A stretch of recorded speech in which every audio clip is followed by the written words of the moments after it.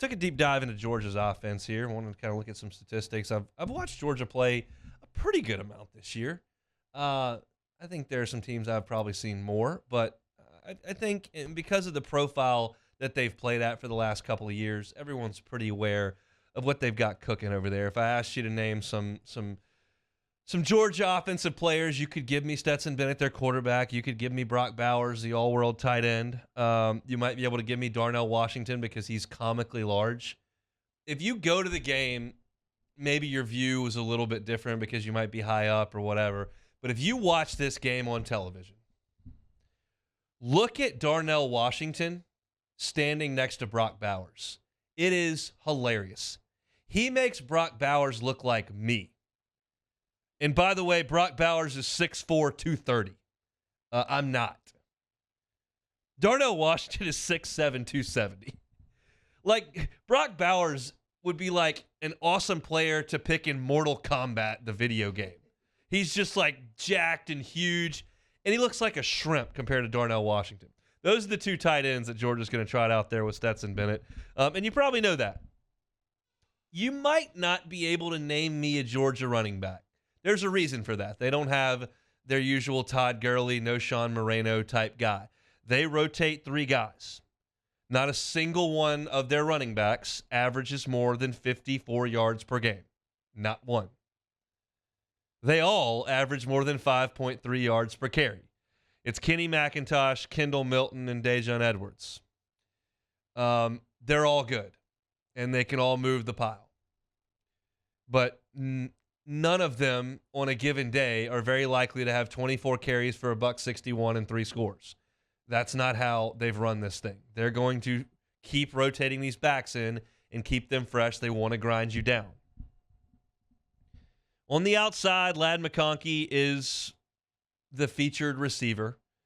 He's got 46 catches on the year, 4 touchdowns. They give him some jet sweeps and some reverses, and he's involved. But after that, not a ton in terms of wide receivers. Marcus Rosemy-Jacksaint is their second leading receiver, but he's leading wide receiver, but he's their 5th leading pass catcher because you've got Bowers and you've got Washington, you got McIntosh and McConkey, so he's behind all those guys. So they don't have a second receiver that's really put up numbers at all. Now, if you were listening in the last hour when we had Jordan Hill on, he said that A.D. Mitchell, their maybe best wide receiver, could play in this game. He has not been a factor the last couple of weeks after going out for the majority of the season with an injury in week 2, but he may be available. I can't tell you much about A.D. Mitchell. I didn't even have him written on my notes until Jordan told us that in the last segment, so I wrote it down. I'm sure he's really good, but he just hasn't played much this year, so I can't help you with it.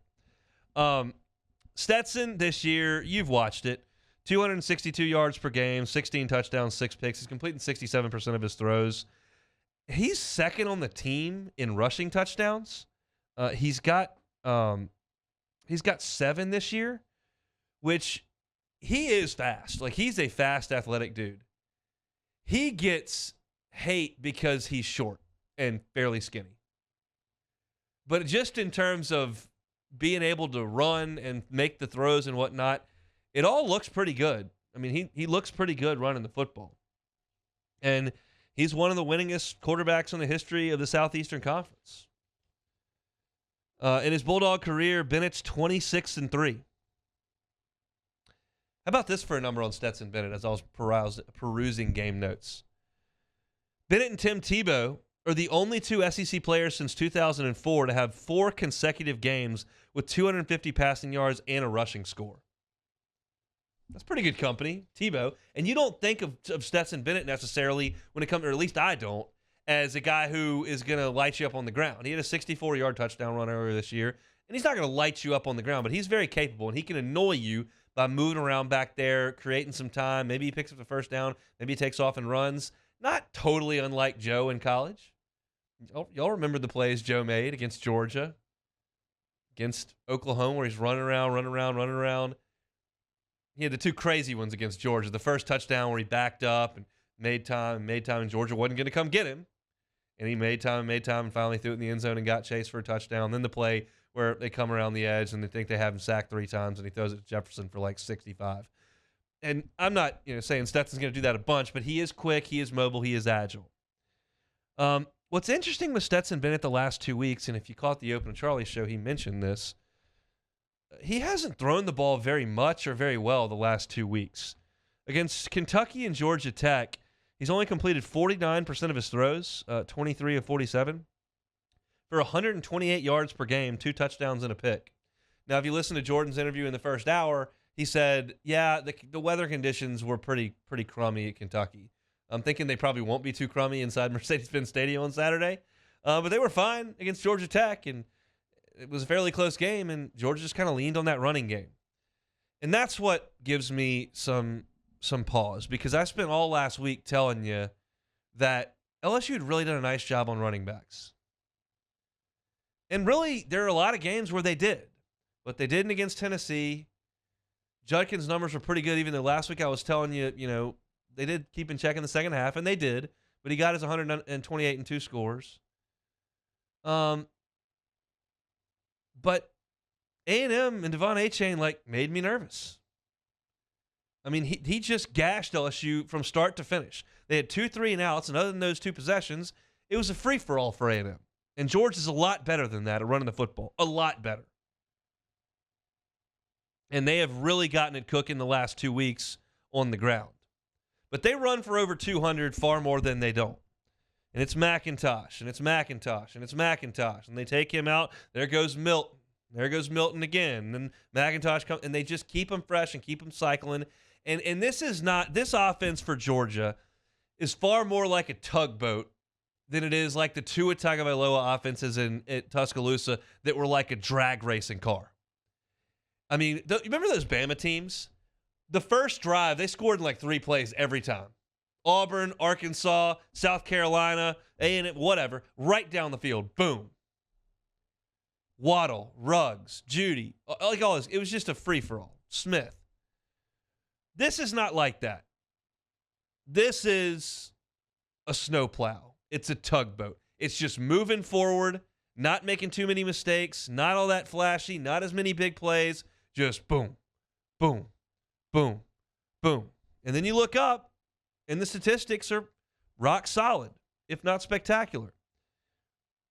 Their scoring offense is 12th in the country, 38.3 points per game. Their rushing offense is 23rd. Their passing offense is 18th in the country in this era. That interested me, that they were statistically better passing in terms of yards per game than they were rushing. Because you think of them being ahead and grinding you out and running the football, and they do that, but they pass it as well. They're 8th in the country in total offense. They're 5th on third downs. They've got the best red zone offense in terms of scoring points. 97% of the time they score points. However, and here's the stat that I'll try to cling to here because it would lean in LSU's favor.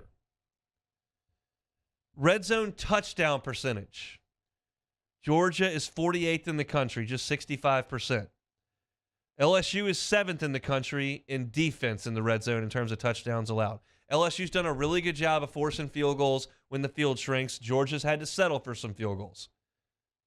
At least when you're talking about an offense that ranks 1st, 5th, 8th, 18th, 12th, 23rd, top 20 and all this stuff, 48th, hey, maybe it's a chink in the armor. So to expect LSU to line up Jaquelin Roy, Jacobian Gilly, B.J. Ojolari, Micah Baskerville, Ollie Gay, Phillip Webb, Harold Perkins, those guys to line up and just stonewall this Georgia run, like LSU did to Arkansas for the most part, like they did to the Auburn running backs for the most part, Florida running backs for the most part, Florida State running backs for the most part, that seems unlikely to me. It's possible, but it's unlikely. But if you can force a field goal here or there, hang around. Because that's really what this is about. This is not going to be a situation where LSU goes out there, shocks them, hits some huge plays, forces 3 turnovers, and gets up 21-0 and coasts it out. Like, if LSU's going to win this game, they're going to have to keep it close in the fourth quarter and make a play. Same thing that happened against Alabama. And they've been good in the second half. Maybe they will, but this Georgia offense is efficient. It is balanced. It is veteran. and it has been very effective this year. I think the one statistic you could look at would say LSU, hey, man, maybe we can stop them in the red zone, force some field goals. We score a couple touchdowns. But what you'd really like to do is force Stetson Bennett to make plays late in the game. It's a lot more comfortable to hand it off to McIntosh and Milton and Edwards than it is to drop back and try to fit the ball in windows because you have to. He's been good all year, but he has thrown 6 picks. He made great plays in the national championship game. The lights won't be too bright for him, but I'd much rather him sit there and try to beat me than just be able to turn around and hand it off like A&M did the entire game last week. Plus, if you let Bennett have to drop back, then they got to deal with Perkins and Ojulari. I'll take my chances.